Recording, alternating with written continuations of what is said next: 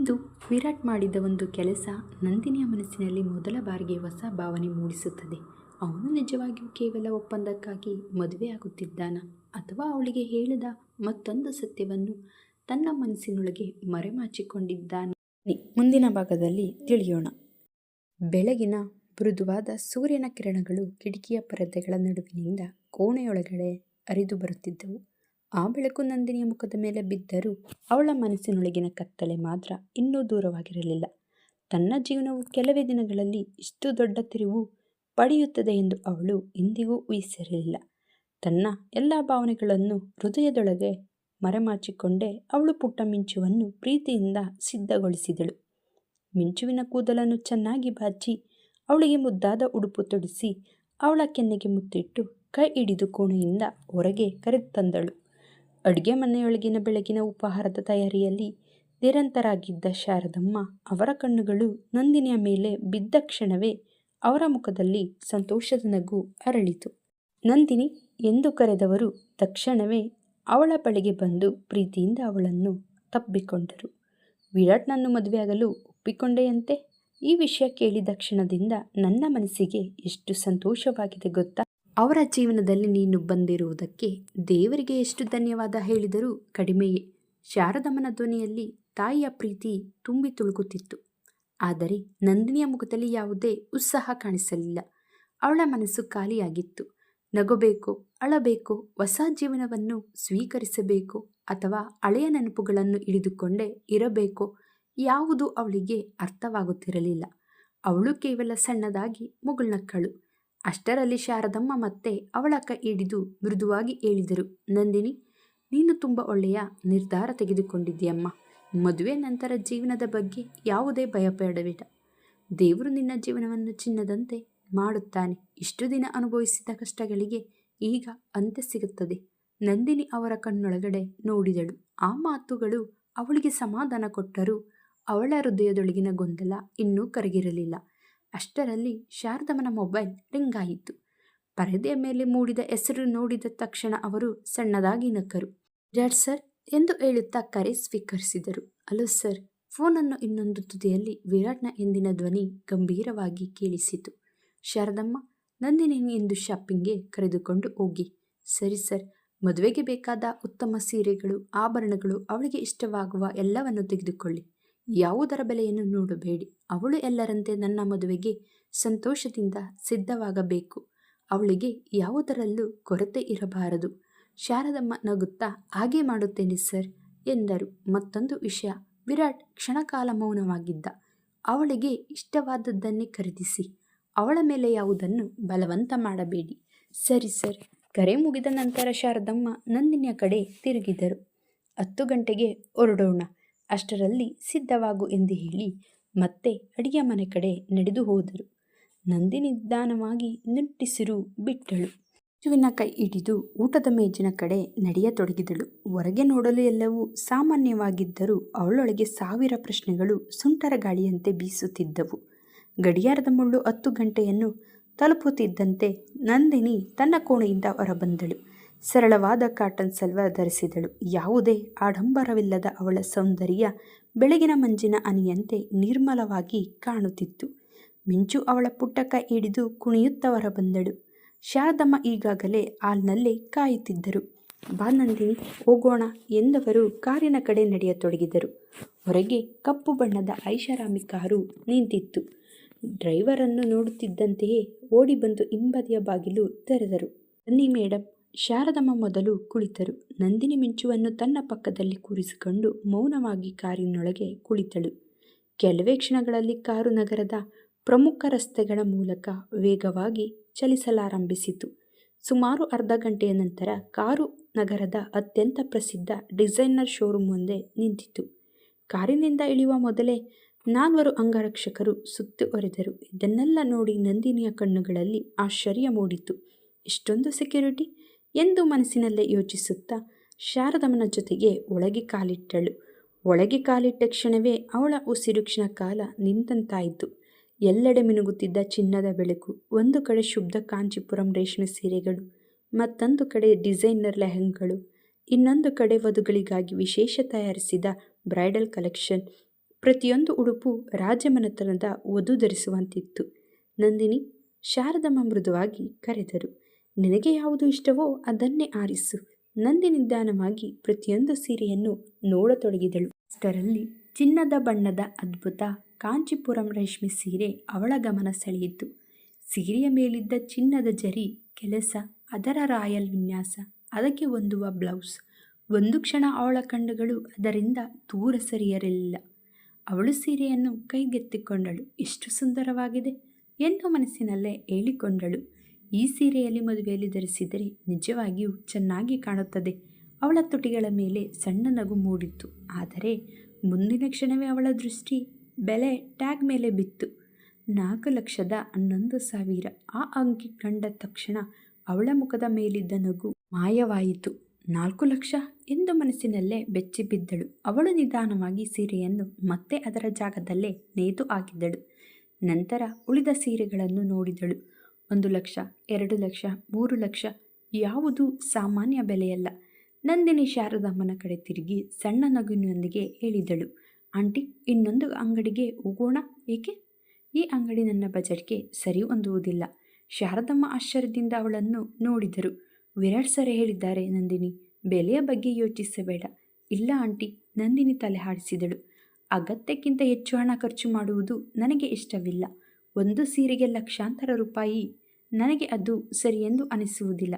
ನಾನು ಸಾಮಾನ್ಯ ಅಂಗಡಿಯಲ್ಲಿ ನೋಡಿಕೊಳ್ಳುತ್ತೇನೆ ಎಂದು ಹೇಳಿ ಮಿಂಚುವಿನ ಕೈ ಹಿಡಿದು ಹೊರಗೆ ನಡೆಯತೊಡಗಿದಳು. ಅವಳು ದೂರ ಹೋಗುತ್ತಿದ್ದಂತೆ ಶಾರದಮ್ಮ ಕೆಲ ಕ್ಷಣ ಅಲ್ಲೇ ನಿಂತರು. ಅವರ ಮುಖದಲ್ಲಿ ಆಶ್ಚರ್ಯ ಸ್ಪಷ್ಟವಾಗಿತ್ತು. ಬೇರೆ ಹುಡುಗಿಯಾಗಿದ್ದರೆ? ಅವರು ಮನಸ್ಸಿನಲ್ಲಿ ಯೋಚಿಸಿದರು. ಈ ಅವಕಾಶವನ್ನು ಬಳಸಿಕೊಂಡು ಎಷ್ಟು ದುಬಾರಿ ವಸ್ತುಗಳನ್ನಾದರೂ ಖರೀದಿಸುತ್ತಿದ್ದರು. ಆದರೆ ಈ ಹುಡುಗಿ ಬೆಲೆ ನೋಡಿ ಬಿಟ್ಟು ಬಿಟ್ಟಿದ್ದಾಳೆ. ಅವರ ಮನಸ್ಸಿನಲ್ಲಿ ನಂದಿನಿಯ ಮೇಲಿನ ಗೌರವ ಇನ್ನಷ್ಟು ಹೆಚ್ಚಾಯಿತು. ಅವರು ತಕ್ಷಣ ಮೊಬೈಲ್ ತೆಗೆದು ವಿರಾಟ್ಗೆ ಕರೆ ಮಾಡಿದರು. Hello sir. ಹೇಳಿ ಶಾರದಮ್ಮ. ಸರ್, ನನಗೆ ಒಂದು ಸೀರೆ ತುಂಬ ಇಷ್ಟವಾಯಿತು. ಹಾಗಾದರೆ ತೆಗೆದುಕೊಂಡಳಾ? ಇಲ್ಲ ಸರ್. ಏಕೆ? ಬೆಲೆ ನೋಡಿದ ತಕ್ಷಣ ವಾಪಸ್ ಇಟ್ಟು ಬಿಟ್ಟಳು. ವಿರಾಟ್ ಕೆಲ ಕ್ಷಣ ಮೌನವಾಗಿದ್ದ. ಈಗ ಏನು ಮಾಡುತ್ತಿದ್ದಾಳೆ? ಬೇರೆ ಅಂಗಡಿಯಲ್ಲಿ ಕಡಿಮೆ ಬೆಲೆಯ ಸೀರೆ ನೋಡುತ್ತೇನೆ ಎಂದು ಅಲ್ಲಿಗೆ ಹೋಗಿದ್ದಾಳೆ. ಫೋನ್ನ ಇನ್ನೊಂದು ತುದಿಯಲ್ಲಿ ಮತ್ತೆ ಕೆಲ ಕ್ಷಣ ಮೌನ ಆವರಿಸಿತು. ನಂತರ ವಿರಾಟ್ನ ಗಂಭೀರ ಧ್ವನಿ ಕೇಳಿಸಿತ್ತು. ಶಾರದಮ್ಮ, ಹೇಳಿ ಸರ್. ಅವಳಿಗೆ ಇಷ್ಟವಾದ ಆ ಸೀರೆಯನ್ನು ತಕ್ಷಣ ಪ್ಯಾಕ್ ಮಾಡಿಸಿ. ಅದಕ್ಕೆ ಹೊಂದುವ ಎಲ್ಲ ಆಭರಣಗಳನ್ನು ತೆಗೆದುಕೊಳ್ಳಿ. ಇವತ್ತೇ ಅವಳು ಅದನ್ನೇ ಧರಿಸಬೇಕು. ಬೆಲೆಯ ಬಗ್ಗೆ ಒಂದು ಮಾತು ಬೇಡ. ಶಾರದಮ್ಮ ಮುಗುಳು ನಗುತ್ತಾ ಉತ್ತರಿಸಿದರು. ಸರಿ ಸರ್. ಕರೆ ಮುಗಿದ ನಂತರ ಅವರ ಮನಸ್ಸಿನಲ್ಲಿ ಒಂದೇ ಆಲೋಚನೆ ಮೂಡಿತು. ವಿರಾಟ್ ಸರ್, ನಿಮ್ಮ ಕಠಿಣ ಮುಖದ ಹಿಂದೆ ಇಷ್ಟೊಂದು ಕಾಳಜಿ ಇದೆ ಎಂದು ಯಾರೂ ಊಹಿಸುವುದಿಲ್ಲ. ಶಾರದಮ್ಮ ವಿರಾಟ್ಗೆ ಕರೆ ಮಾಡಿ ಮಾತು ಮುಗಿಸುವಷ್ಟರಲ್ಲಿ ನಂದಿನಿ ಮಿಂಚುವಿನ ಕೈ ಹಿಡಿದು ರಸ್ತೆಯ ಇನ್ನೊಂದು ಬದಿಯಲ್ಲಿದ್ದ ಸಾಮಾನ್ಯ ಸೀರೆ ಅಂಗಡಿಯೊಳಗಡೆ ಪ್ರವೇಶಿಸಿದಳು. ಅಲ್ಲಿನ ವಾತಾವರಣ ಸಂಪೂರ್ಣ ವಿಭಿನ್ನವಾಗಿತ್ತು. ಯಾವುದೇ ಆಡಂಬರ ಇರಲಿಲ್ಲ. ಯಾವುದೇ ವಿಶೇಷ ಭದ್ರತಾ ಸಿಬ್ಬಂದಿ ಇರಲಿಲ್ಲ. ಸಾಮಾನ್ಯ ಜನರು ತಮ್ಮ ಕುಟುಂಬದವರೊಂದಿಗೆ ಬಟ್ಟೆಗಳನ್ನು ನೋಡುತ್ತಾ ಖರೀದಿಸುತ್ತಿದ್ದರು. ಅದನ್ನು ನೋಡಿದ ನಂದಿನಿಯ ಮುಖದಲ್ಲಿ ಮೊದಲ ಬಾರಿಗೆ ನೆಮ್ಮದಿಯ ನಗು ಮೂಡಿತು. ಇಲ್ಲೇ ನನಗೆ ಆರಾಮಾಗಿದೆ ಎಂದು ಮನಸ್ಸಿನಲ್ಲಿ ಹೇಳಿಕೊಂಡಳು. ಮಿಂಚು ಅಂಗಡಿಯೊಳಗೆ ಬಣ್ಣ ಬಣ್ಣದ ಫ್ರಾಕುಗಳನ್ನು ನೋಡಿ ಸಂಭ್ರಮದಿಂದ ಓಡಾಡತೊಡಗಿದಳು. ಇದು ನೋಡು ಎಷ್ಟು ಚೆನ್ನಾಗಿದೆ ಎಂದು ಒಂದು ಪುಟ್ಟ ಫ್ರಾಕ್ ತೋರಿಸಿದಳು. ನಂದಿನಿ ಮೃದುವಾಗಿ ನಕ್ಕಳು. ಮೊದಲು ನನಗೆ ಸೀರೆ ನೋಡೋಣ, ನಂತರ ನಿನಗೂ ತೆಗೆದುಕೊಳ್ಳೋಣ. ಮಿಂಚು ಸಂತೋಷದಿಂದ ತಲೆ ಆಡಿಸಿದಳು. ಅಂಗಡಿಯ ಸಿಬ್ಬಂದಿ ಹಲವಾರು ಸೀರೆಗಳನ್ನು ತಂದು ತೋರಿಸುತ್ತಿದ್ದರು. ನಂದಿನಿ ಪ್ರತಿಯೊಂದನ್ನು ತಾಳ್ಮೆಯಿಂದ ನೋಡುತ್ತಿದ್ದಳು. ಕೊನೆಗೆ ಕೆಂಪು ಬಣ್ಣದ ಚಿನ್ನದ ಜರಿ ಅಂಚು ಹೊಂದಿದ್ದ ಸುಂದರವಾದ ರೇಷ್ಮೆ ಸೀರೆ ಅವಳ ಗಮನ ಸೆಳೆಯಿತು. ಅದು ದುಬಾರಿಯಂತೆ ಕಾಣುತ್ತಿದ್ದರೂ ಬೆಲೆ ಮಾತ್ರ ಸರಳವಾಗಿತ್ತು. ಮೇಡಮ್, ಇದು ಹೊಸ ಡಿಸೈನ್ ಎಂದು ಸಿಬ್ಬಂದಿ ಹೇಳಿದರು. ನಂದಿನಿ ಸೀರೆಯನ್ನು ಕೈಯಲ್ಲಿ ಹಿಡಿದು ನೋಡಿದಳು. ಅವಳ ಕಣ್ಣುಗಳಲ್ಲಿ ತೃಪ್ತಿ ಕಾಣಿಸಿತು. ಇದು ಸಾಕು ಎಂದಳು. ಇದರ ಬೆಲೆ ಎಷ್ಟು? 5,000 ರೂಪಾಯಿ ಮೇಡಮ್. ಅವಳು ನಗುತ್ತಾ ತಲೆ ಹಾಡಿಸಿದಳು. ಇದನ್ನೇ ಪ್ಯಾಕ್ ಮಾಡಿ. ಅದಕ್ಕೆ ಹೊಂದುವ ಕೆಂಪು ಬಣ್ಣದ ವರ್ಕ್ ಬ್ಲೌಸ್ ಕೂಡ ಆರಿಸಿಕೊಂಡಳು. ಎಲ್ಲ ಸೇರಿ ಸುಮಾರು 7,000 ರೂಪಾಯಿ ಬಿಲ್ ಆಯಿತು.